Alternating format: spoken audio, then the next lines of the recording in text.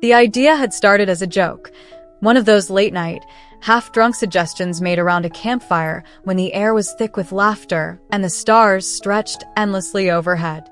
Jake, my best friend since high school, had always been the adventurous one, the guy who pushed boundaries just to see what would happen. Me? I was the cautious one, the planner, the guy who packed extra socks and triple-checked the weather forecast. But that night, with a fire crackling and the whiskey warming my veins, Jake's proposal didn't seem so ridiculous. What if he spent the whole trip as a girl? He'd said it with that trademark smirk, the one that meant he was only half teasing. The others had laughed, clinking their beers together, but Jake's eyes had lingered on me, curious, testing. I'd shrugged it off, tossing a stick into the flames, but the idea stuck in my head like a burr. 3 months later, as we loaded our gear into Jake's battered pickup for our annual week-long camping trip, I still hadn't shaken it. The others, Ryan, Mark, and Chris, were none the wiser. But Jake knew. He'd caught me staring a little too long at the women's section in the outdoor store the week before, hesitating near the racks of fitted hiking pants and pastel rain jackets. He hadn't said anything, just raised an eyebrow, and I'd quickly grabbed another pair of cargo shorts. The first day was normal. We set up camp near the lake, cracked open beers, and spent the afternoon fishing and swapping stories. But that night, as the fire burned low, Jake tossed a duffel bag at me with a grin. Just in case you change your mind. Inside were clothes, women's clothes. Soft leggings, a snug sports bra, a loose tank top, even a pair of hiking boots that looked suspiciously close to my size. My face burned, but the others were too busy arguing about the best way to cook trout to notice. I shoved the bag under my cot, heart pounding, unsure if I was horrified or exhilarated. The next morning, I woke up before dawn, my mind racing. The others were still asleep, their snores muffled by the thick canvas of the tents. I unzipped the duffel again, running my fingers over the fabric. It was just an experiment, I told myself. Just to see. I waited until everyone had left for an early hike, claiming I wanted to rest my knee. The moment their voices faded into the trees, I dug through the bag, hands trembling. The sports bra was tight, flattening my chest in a way that felt strange but not entirely wrong. The leggings hugged my legs, smooth and sleek, and when I pulled the tank top over my head, the way it draped over my shoulders made me pause. I stared at my reflection in the tiny camping mirror. My face was still mine, stubble shadowing my jaw, my hair a messy tangle, but the clothes transformed my silhouette. I looked different. Not quite feminine, but not entirely masculine either. A thrill shot through me, equal parts terror and excitement. Then I heard footsteps. I barely had time to yank a hoodie over the tank top before Jake ducked into the tent. He froze, eyes flicking from my face to the leggings peeking out beneath the sweatshirt. For a long moment, neither of us spoke. Then slowly he grinned. "Looks good on you."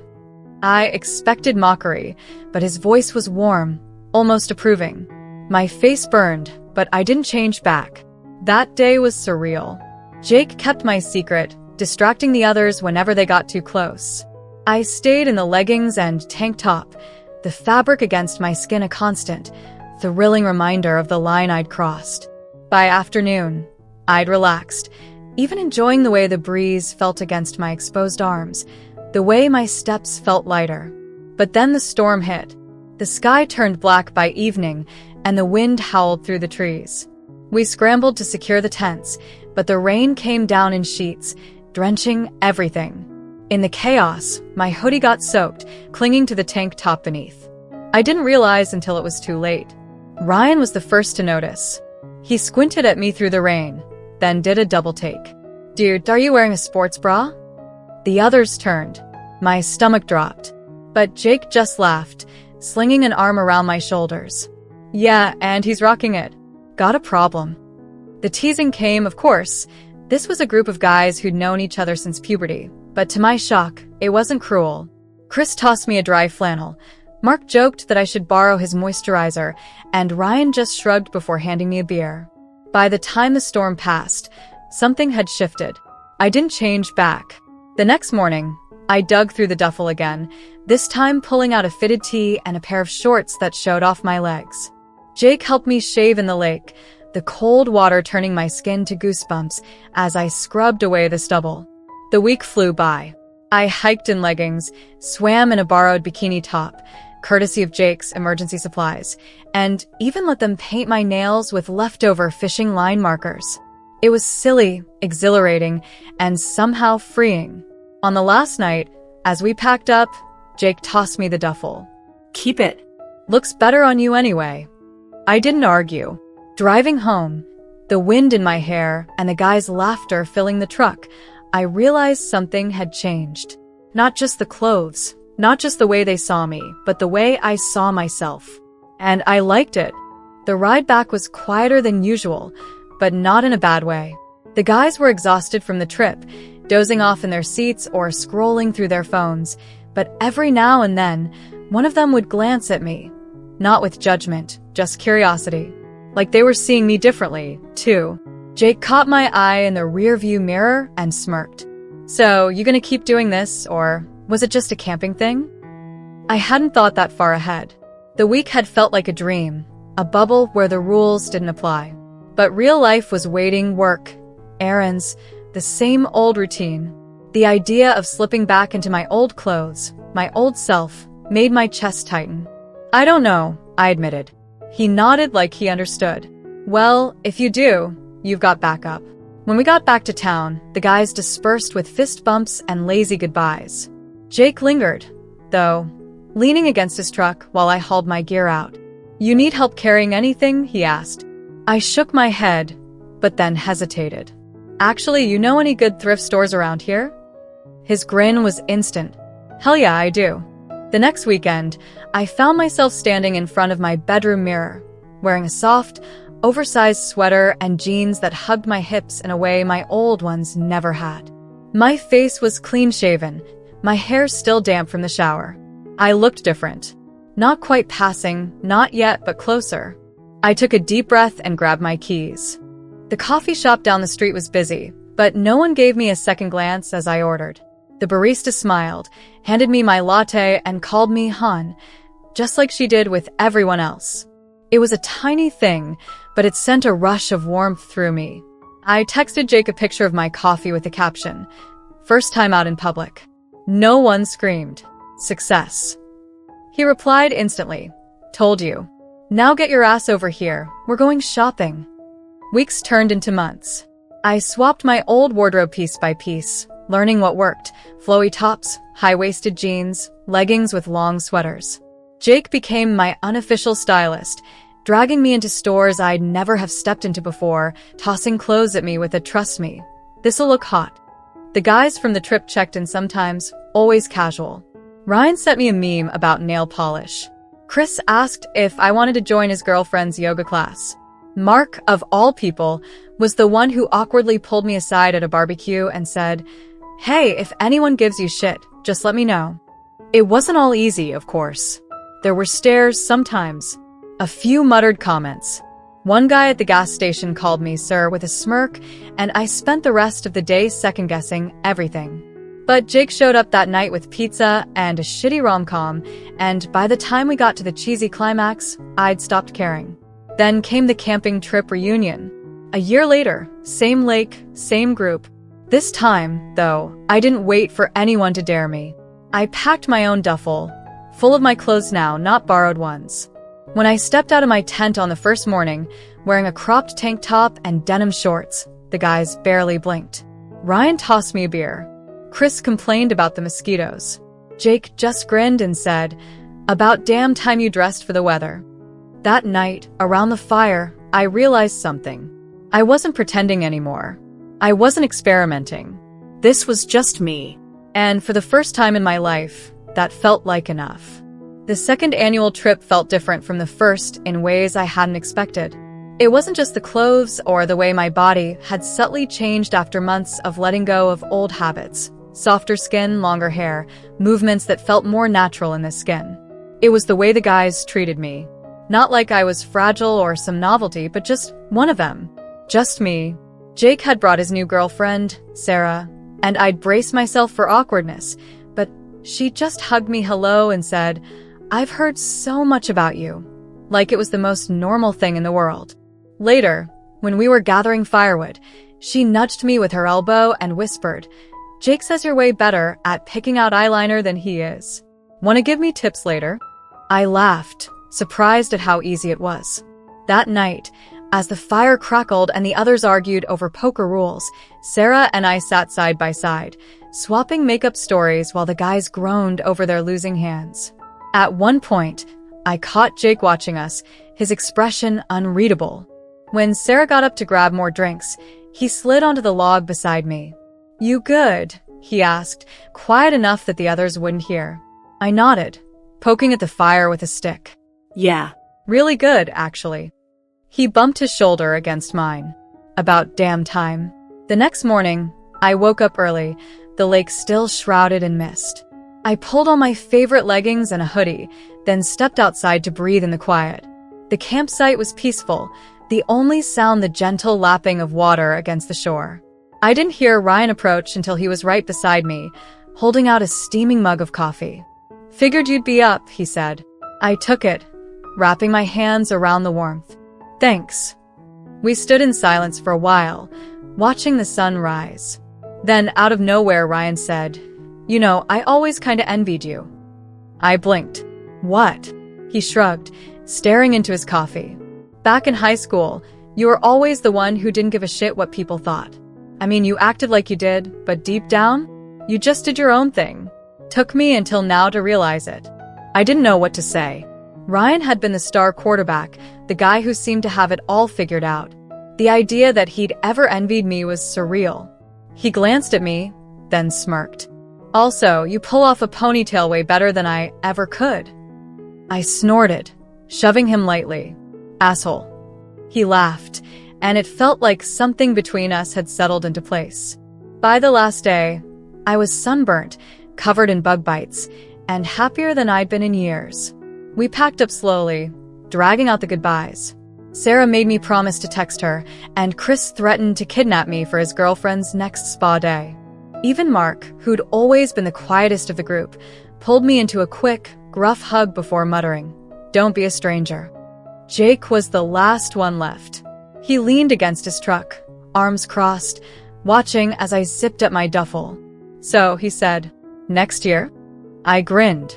"Obviously." He nodded, then reached into the cab and tossed me a small, wrapped box. "Almost forgot.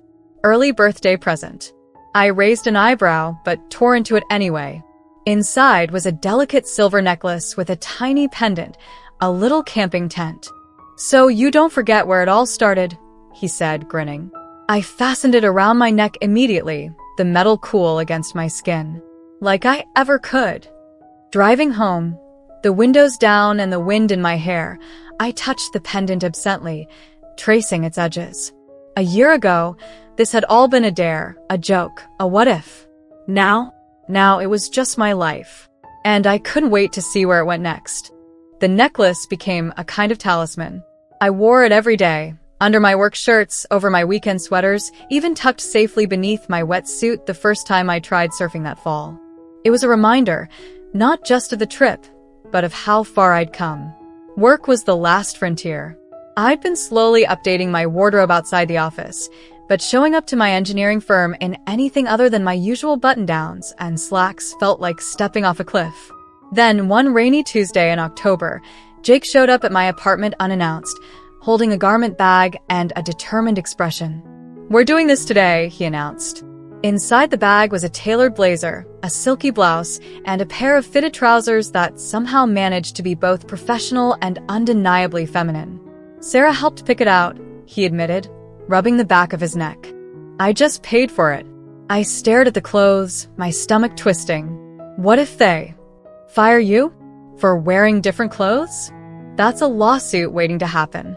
He crossed his arms. "Besides, you've been killing it on the Thompson project. They'd be idiots to let you go." He was right. I knew he was right. The office was dead silent when I walked in.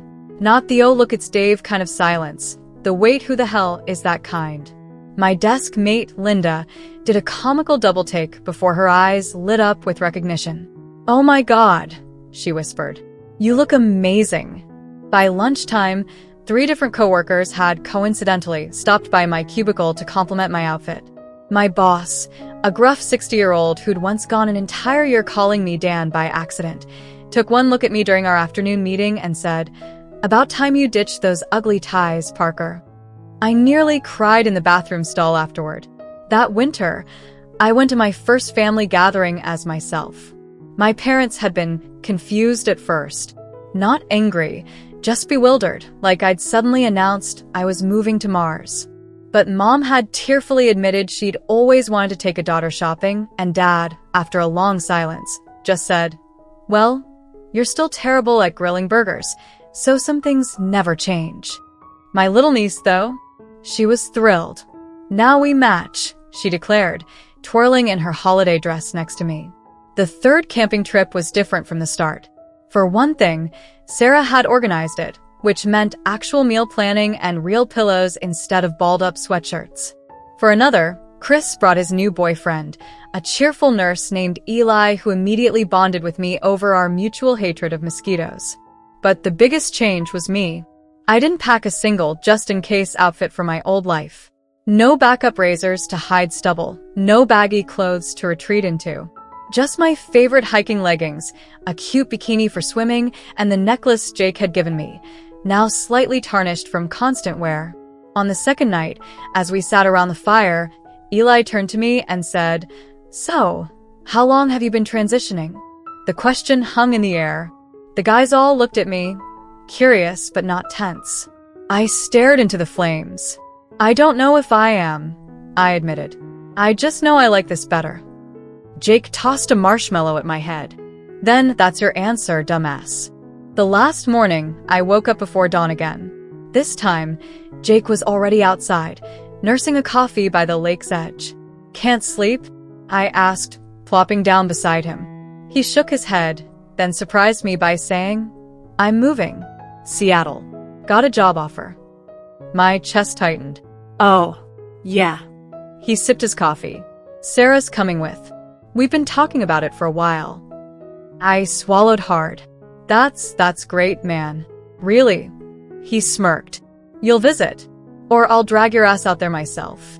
We sat in silence as the sky lightened, watching the mist rise off the water. Then Jake reached into his pocket and pulled out something small and metallic. "Almost forgot," he said, handing it to me. "Upgrade." It was a keychain, a tiny silver tent, identical to my necklace pendant.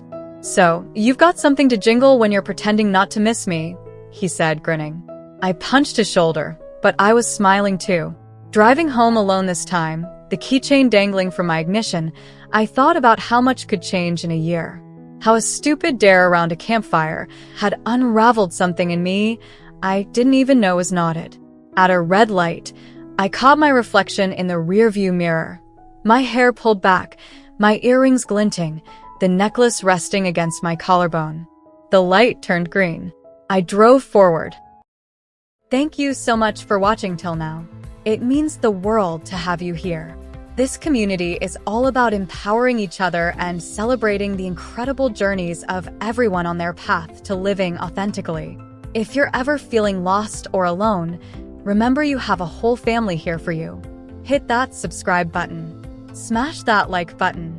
And let's keep inspiring each other, sending you all the love and strength in the world. Until next time, live your life by your rules.